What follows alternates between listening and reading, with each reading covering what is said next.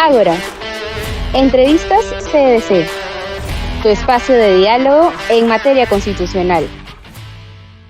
Hola a todos, yo soy Mía Tazara. Y yo soy Cintia Campujo. Les damos la bienvenida a otro episodio de nuestra segunda temporada de Ágora Entrevistas, el cual es un espacio creado por el Centro de Estudios en Derecho Constitucional, en el que conversamos con diversos especialistas en materias propias y conexas de esta rama del derecho.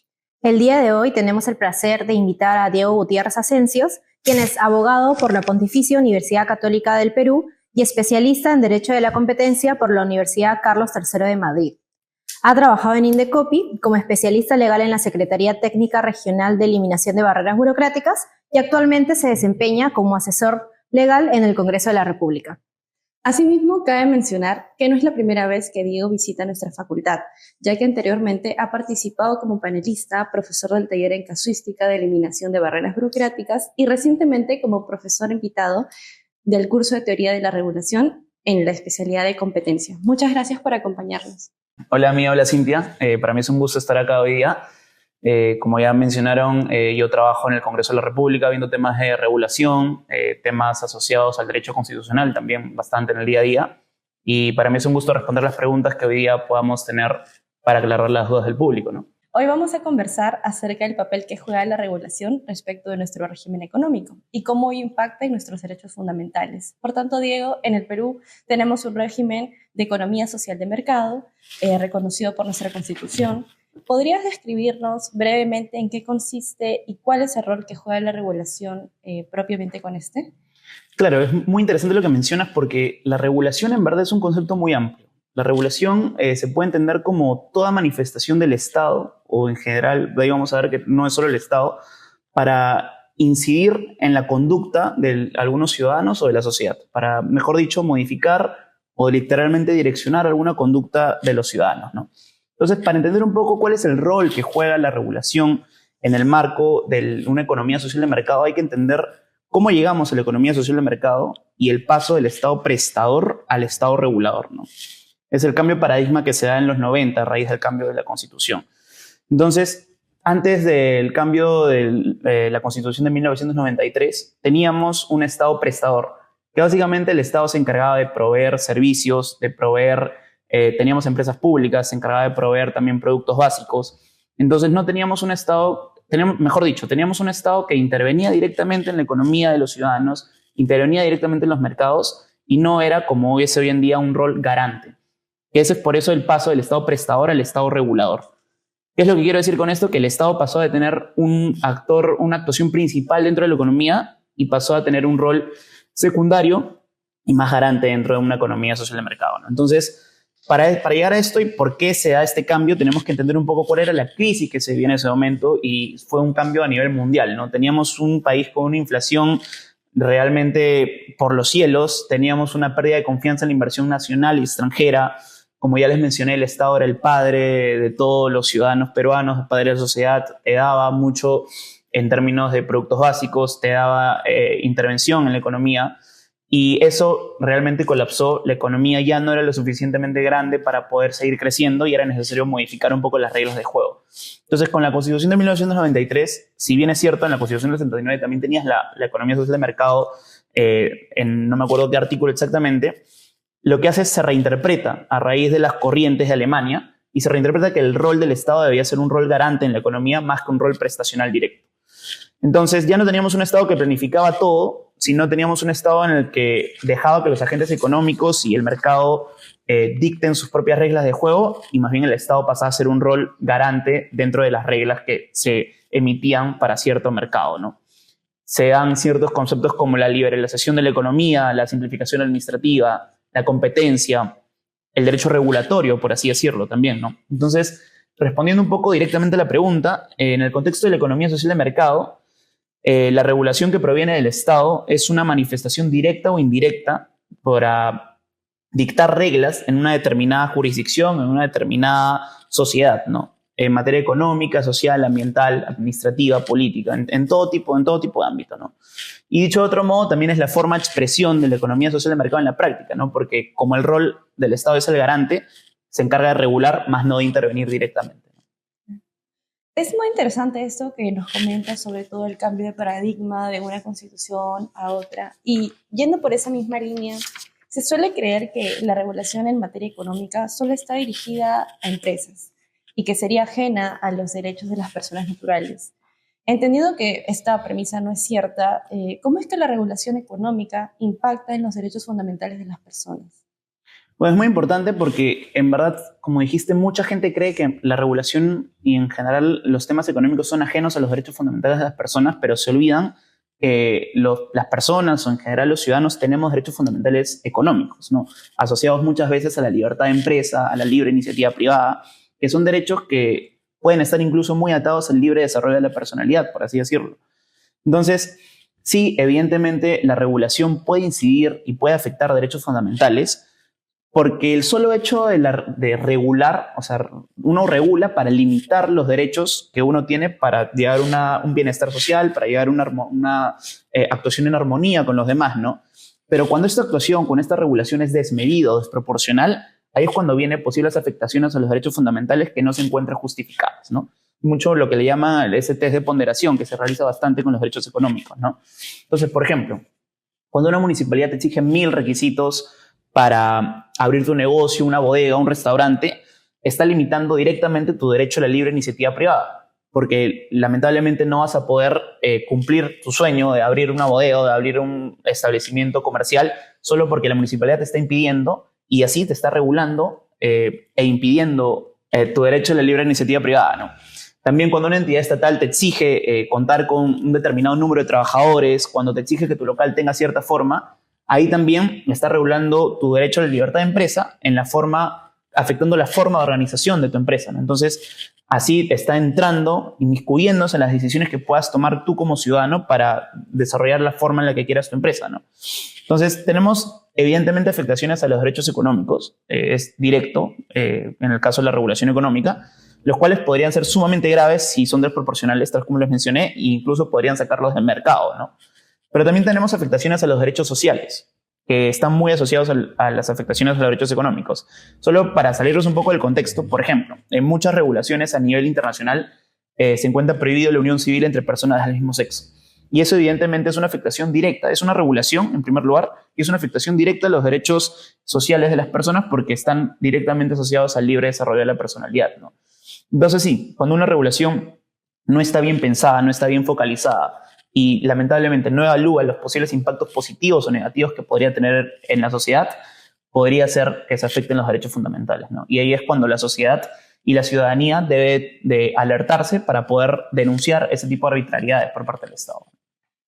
Es bastante interesante esto que nos comentas, no solo lo último, sino que imagino que es una postura muy personal de parte de usted, pero ya entrando un poco más a fondo con lo que mencionó, cree que si bien es cierto, el derecho no está escrito en piedra y es constante, está en constante cambio a raíz de cómo avanza nuestra sociedad, ¿cree que poco a poco, o bueno, no sé en cuánto tiempo, va a haber un cambio de este estado no tan proteccionista, sino más que se respeten nuestras libertades y derechos fundamentales? ¿O cree que estamos yendo por un buen camino o que todavía nos falta mucho? Creo que es muy importante lo que mencionas porque justo me olvidé de comentarles de que hoy en día, bueno, se dio el paso del Estado prestador al Estado regulador, pero lo que tenemos hoy en día es el Estado sobreregulador.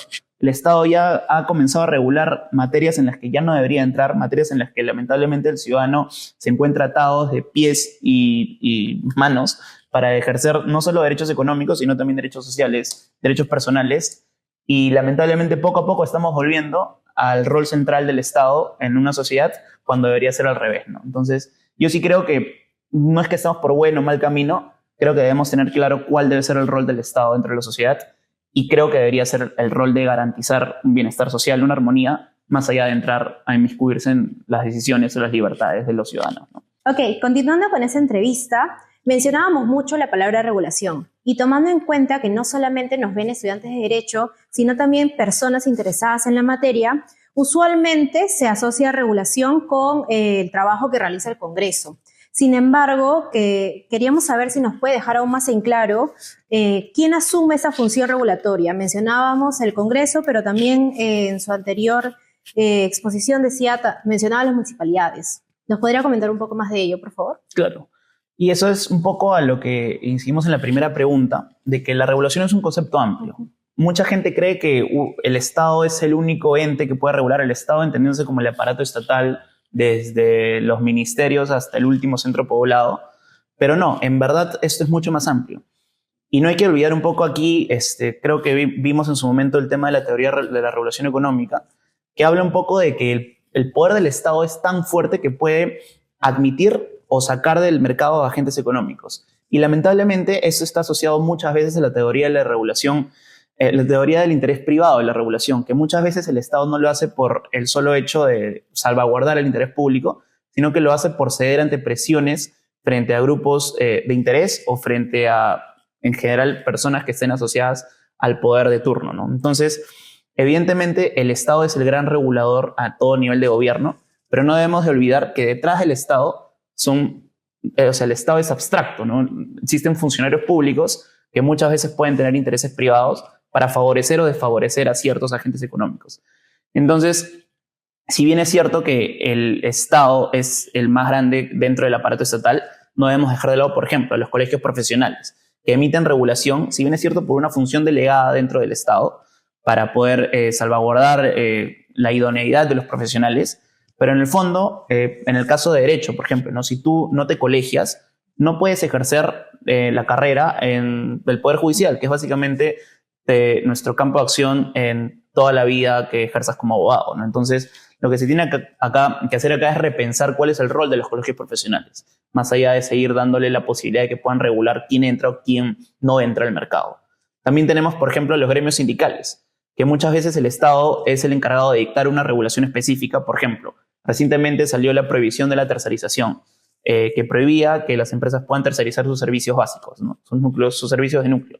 Pero eso lamentablemente tiene un efecto directo en la economía, afecta muchas veces cómo se organiza una empresa, pero lo peor es que esta regulación proviene de grupos de interés asociados a gremios sindicales, que si bien es cierto, aparentemente es el Ministerio de Trabajo y el Estado el que regula o emite la norma directamente, en verdad lo que está detrás es un interés detrás que están los gremios sindicales, ¿no?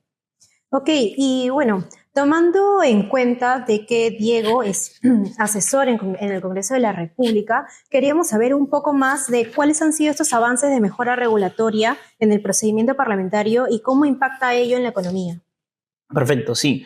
Les voy a comentar un par. De hecho, yo soy asesor en la Comisión de Ordenamiento Legislativo, que básicamente lo que hace esta comisión es muy similar a una comisión de mejora regulatoria. Implementa mecanismos de persuasión y disuasión para garantizar la calidad legislativa por parte de los legisladores. Por ejemplo, dentro de los proyectos de ley, nosotros hemos emitido a cada despacho congresal de los 130 congresistas un checklist para que puedan analizar si su proyecto de ley ha evaluado, por ejemplo, el impacto positivo de una norma, el impacto negativo, quiénes serían los beneficiados, cuál sería el efecto no deseado, para que así puedan darse cuenta de que se está solucionando un problema público y no necesariamente se está emitiendo una regulación que no vaya a tener un efecto directo en la sociedad o un efecto positivo, ¿no? Eso es lo principal. Hemos recientemente aprobado en el Pleno del Congreso una ley que elimina más de 1.200 normas en desuso. Como sabemos, nuestro ordenamiento jurídico es gigante. Hoy en día existen más de 30.000 leyes y más de 600.000 normas. Eso quiere decir que en promedio por minuto se emiten más de 60 normas. Y mucha gente cree que el Congreso es el que emite más normas, pero en verdad es el Poder Ejecutivo el que emite más normas. Las municipalidades también, ¿no? Ordenanzas por doquier. Entonces, hemos tratado de avanzar un poco en la lucha contra la sobreregulación y derogando directamente estas 1.200 normas que ya están en desuso, porque ya no se utilizaban, ya habían perdido su efecto, pero seguían ahí deambulando en el ordenamiento jurídico, ¿no? También recientemente se creó la Oficina de Calidad Legislativa, que es básicamente una oficina que va a brindar suficiente apoyo técnico a los parlamentarios y a las comisiones que se encargan de dictaminar un proyecto de ley para garantizar que puedan tener suficientes directrices de análisis de impacto regulatorio en la emisión del procedimiento parlamentario, ¿no? Entonces, ¿cómo esto impacta la economía? Bueno, los mercados necesitan reglas claras de juego para poder tener suficiente confianza en la inversión. Si esto no sucede, la economía se viene abajo. ¿Y cómo esto se traslada al Congreso de la República? Pues con la legitimidad que puede tener el Congreso de la República, con la dación de normas que tengan suficiente análisis, ¿no? Como les mencioné, si una regla en un mercado específico tiene suficiente análisis para identificar qué sujetos van a ser beneficiados, qué sujetos van a ser perjudicados, cuáles son los impactos positivos y negativos, y sobre todo, cuáles son los efectos no deseados posibles y cómo podemos contrarrestar este efecto, bueno, pues evidentemente va a haber un mejor funcionamiento en los mercados, en un mercado específico, y evidentemente los beneficiados van a ser los ciudadanos porque son los que al final van a cargar con esta norma, ¿no? Comentarle también que tanto Mía como yo somos estudiantes de la especialidad de competencia y regulación en la Facultad de Derecho de la San Martín. Entonces nos parece muy interesante cómo nosotras hemos podido ver esos temas de análisis de impacto regulatorio y mejora regulatoria en la teoría, y ahora tenemos la posibilidad de conversar esos temas con un asesor en el Congreso de la República para ver también cómo esto se aplica en la práctica y cómo nos impacta a todos los peruanos, ¿no? Siguiendo en esa línea, nosotros también hemos visto temas relacionados a Indecopi y al papel que juegan los organismos reguladores. Entonces, queríamos consultarle cuáles son los principales desafíos que presentan los mismos en la promoción y protección de la competencia. Bueno, es muy interesante y hay que iniciar esto dando el contexto, ¿no? Indecopi es una institución única a nivel mundial. Tiene demasiadas competencias en materia de protección al consumidor, en materia de competencia, libre competencia desleal, en procedimientos concursales, propiedad intelectual. Entonces, mucha gente a nivel internacional se queda anonadada de cuánto es la capacidad que tiene Indecopi y cuántas competencias tiene a nivel de la sociedad. Entonces, para garantizar suficientes decisiones técnicas y suficientes decisiones autónomas, tenemos que asegurar la independencia técnica, funcional, administrativa, política de Indecopi, que lamentablemente hoy en día no lo tiene por la forma como está organizada dentro del aparato estatal. Hoy en día Indecopi depende directamente de la PCM, y eso quiere decir que las decisiones pueden que sean políticas, puede que se tornen políticas, y evidentemente la designación del presidente ejecutivo es directa desde la PCM. Entonces quiere decir que cada gobierno de turno decide quién pone Indecopi, y eso puede ser un poco perjudicial para la supervisión de los mercados. Entonces, como primer punto, creo que un punto de inicio para comenzar a evaluar esto debe ser el proyecto de ley de la congresista Tudela, que básicamente propone que el Indecopi sea un organismo constitucionalmente autónomo. Eso por lo menos va a blindar un poco cuáles son las garantías de independencia que debe tener los órganos resolutivos del Indecopi y también su función administrativa dentro de la sociedad. Entonces, creo que el inicio debe ser por garantizar la autonomía del Indecopi, la autonomía real. Y luego, sobre los organismos reguladores, recientemente hay una propuesta de la PCM de unificarlos, de unificar a todos estos organismos reguladores en uno solo para que sea un superregulador.